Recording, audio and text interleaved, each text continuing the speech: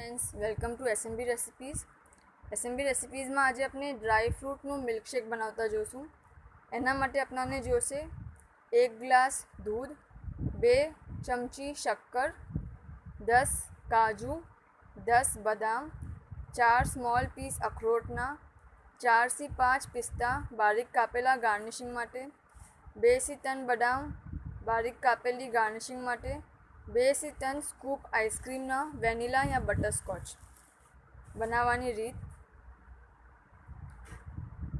શક્કર, બદામ, કાજુ અને અખરોટને ગ્રાઇન્ડરમાં બરાબર પીસી લેશું.